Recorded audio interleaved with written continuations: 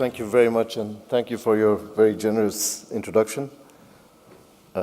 People have long memories. I didn't know you knew all of that, especially the fact I've been around 25 years. I thought I looked younger than that, but nevertheless. Excellency President Grimson, thank you very much for your kind invitation to be at this very important meeting. Mr. Speaker, Minister Hartunian, ladies and gentlemen, I came to Iceland 3 or 4 days ago directly from New York, and for me, I came in a mood of great optimism and expectation about the future. Now, if you work in international organizations, those are very rare opportunities. You know, that's not a feeling you have all of the time.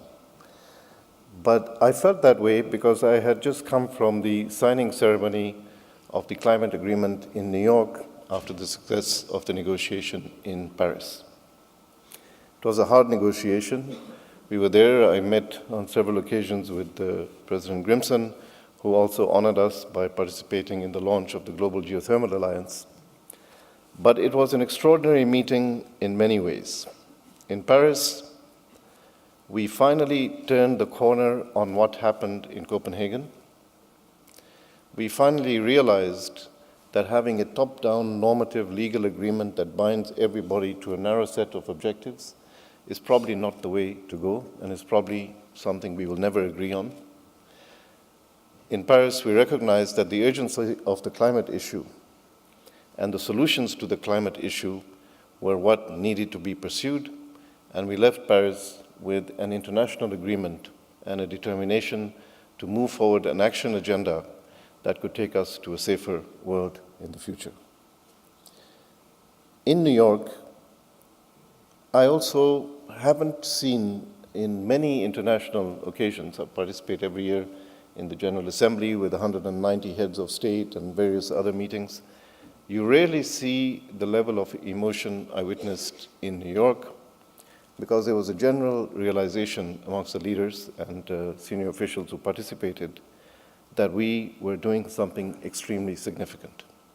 175 countries signed the agreement. That's a little bit of a record in its own. The agreement requires countries representing 55% of emission to ratify the agreement for it to enter into force. We have the expectation that in the next few months, and hopefully by the end of the year, we will have at least 50% of emissions covered, and following that shortly, the remaining 5%, and the agreement will enter into force. And that came at the end of a very eventful year. We had the Sustainable Development Goals agreed, which sets the agenda for sustainable development and international cooperation for the future, the successors to the MDGs. We had the International Conference on Financing for Development, on how do we develop solutions for financing this transition, and we had the Paris Agreement on climate.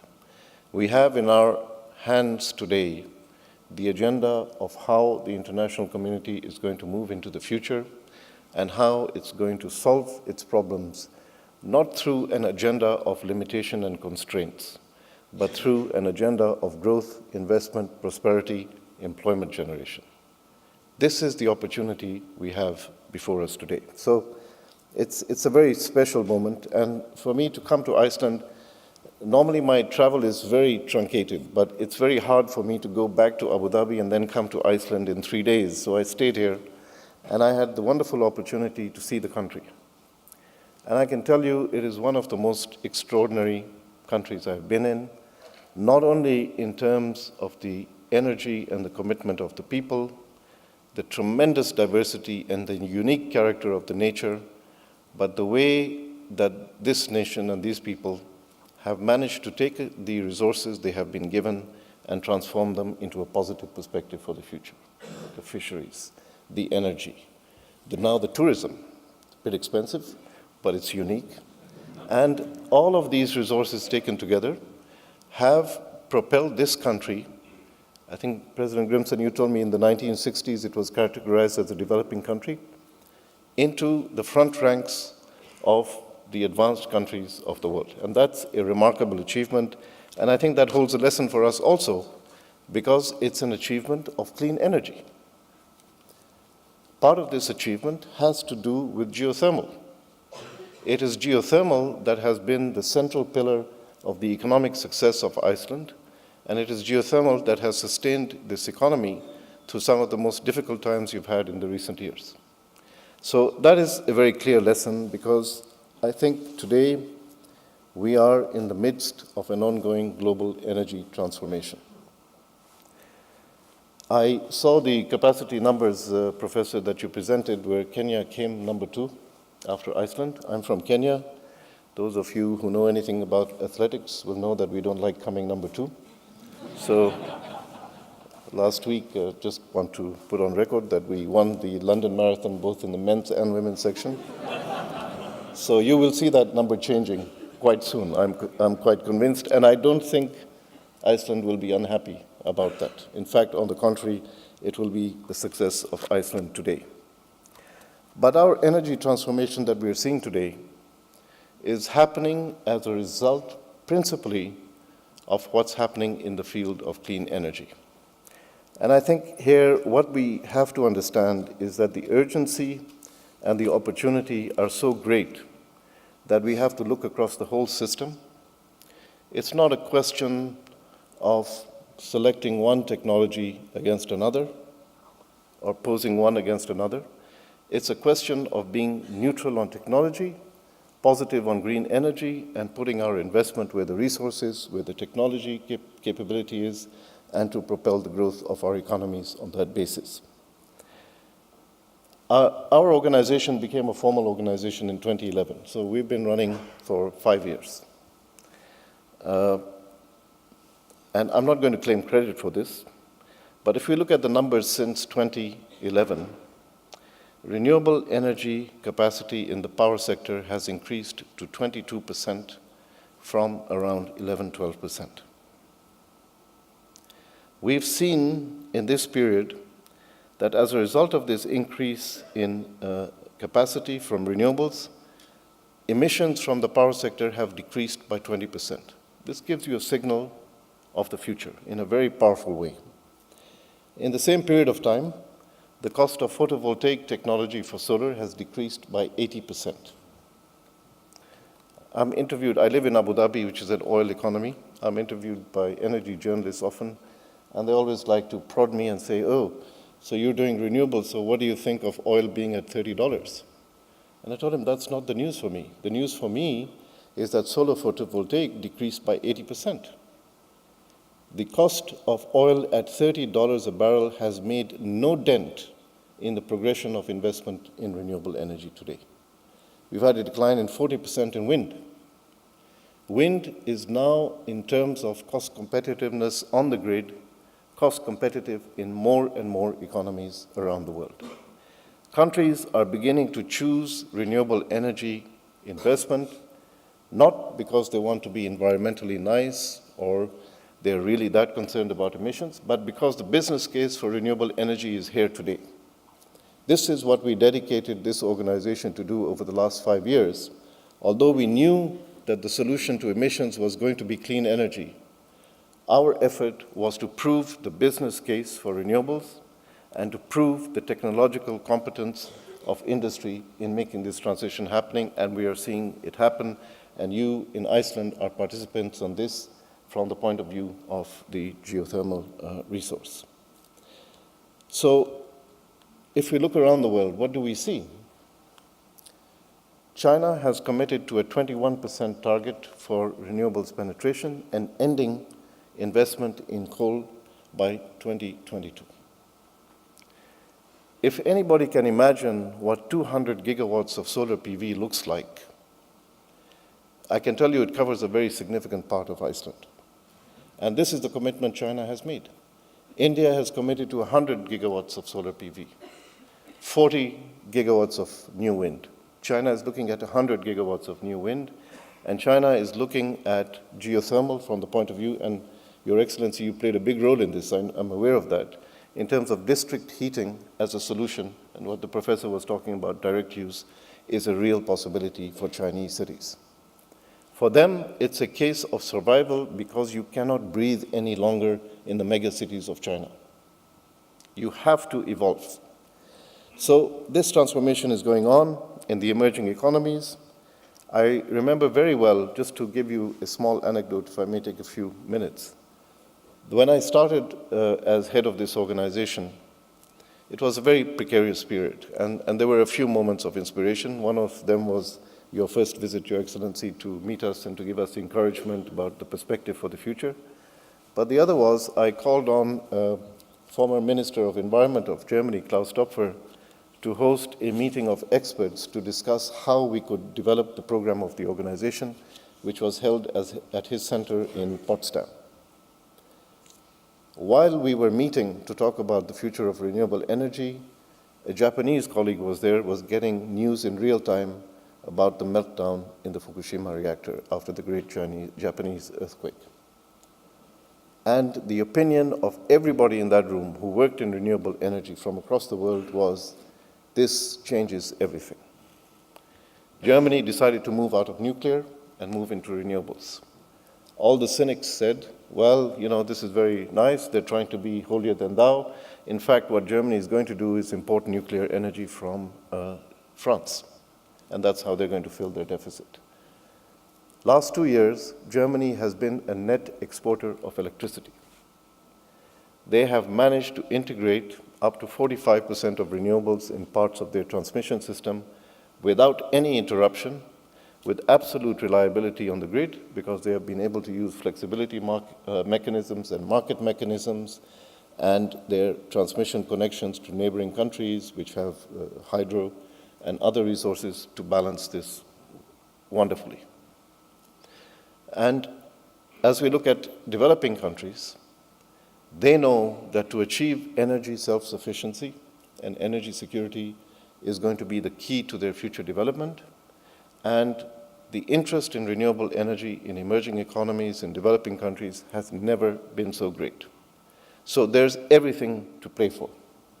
Now, in this context, when the Sustainable Energy for All initiative was launched by the Secretary General 3 years ago, he asked us to be the hub for renewable energy within that initiative.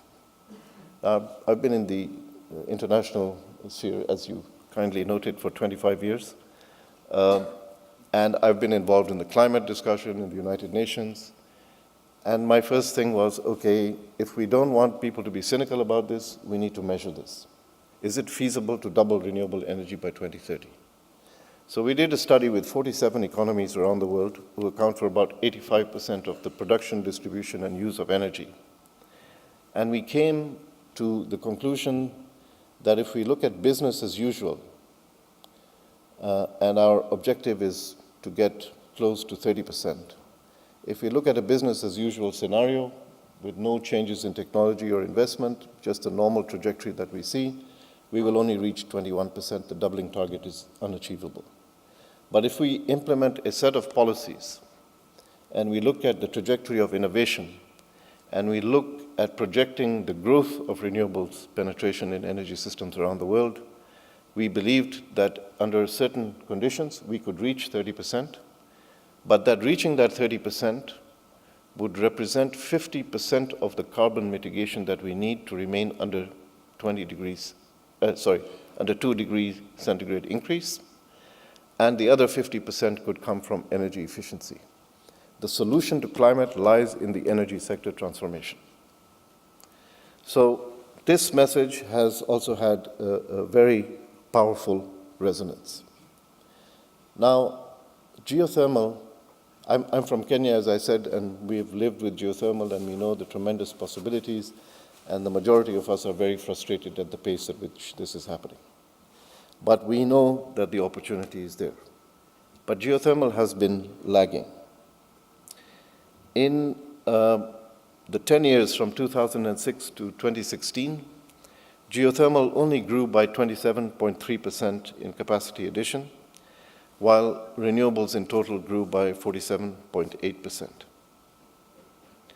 That's really not enough. And currently, just 2/3 of 1% of global power capacity comes from geothermal, And in terms of what is technically achievable from geothermal potential, we are only harvesting 6%.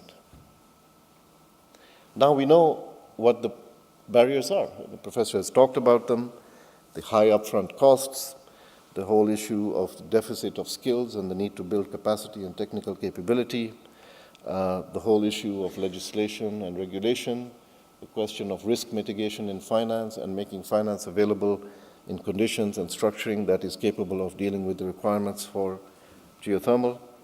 And I think that it is possible for us to overcome these constraints if we combine our efforts as an international community, especially those countries that have potential in geothermal, and make a determined and concerted effort to overcome these barriers. That's why I'm so pleased that I'm at this very important meeting, that we have so many representatives from around the world for different countries who are looking at what the opportunity is, sharing the experiences. And I know that you know that this is doable.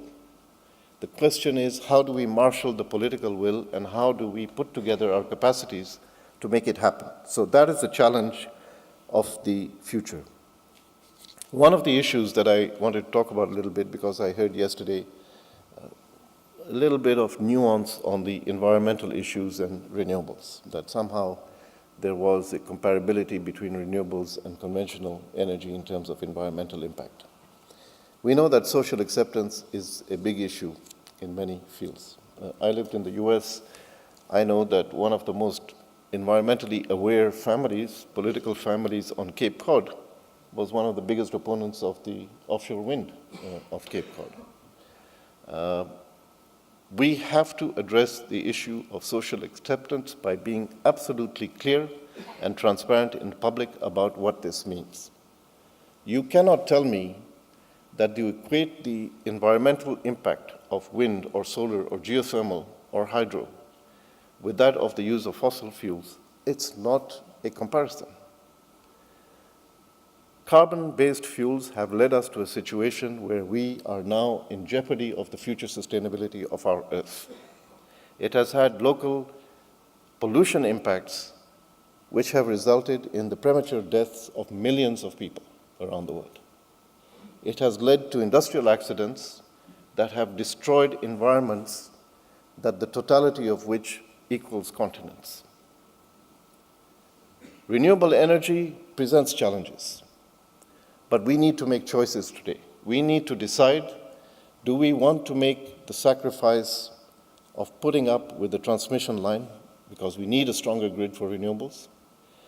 Do we need to decide that we are ready to work on hydro as probably the cheapest base load that we have and make investments in hydro? It's a choice. Do you want to do that? Or do you want a carbonized energy sector that jeopardizes the future of our children? Now, I know I'm putting it in fairly stark terms, but I think this is an issue that needs to be addressed, and our community dealing with clean energy needs to be upfront in dealing with this issue and taking it forward. Now, what are we doing about this as an international organization that's responsible for renewables? We started looking at the geothermal issue. A few countries came together. Of course, we have the usual suspects like Iceland and New Zealand and Italy who are very interested in doing something about this. But we were not getting much traction until we started the preparation for Paris. And then governments were desperately looking at where do the solutions actually lie? Where can we find solutions for the climate agenda that do not mean we eat less, drive less, drink less, well, maybe drink less we can do, consume less, build less, but how do we have a new pathway for sustainable growth that gives us investment, growth, employment generation at a time of economic downturn? And geothermal emerged out of this discussion as a very strong contender. We had a number of initiatives we took to the Paris meeting, to the Secretary General's Climate Summit, and the ones that have really taken hold is our initiatives on islands, turning islands to 100% renewable energy, which is really getting traction. the African Clean Energy Corridor, moving Africa to an integrated electricity market based in the future on renewable energy, which is absolutely feasible and presents a huge growth opportunity for Africa. And thirdly, the geothermal initiative.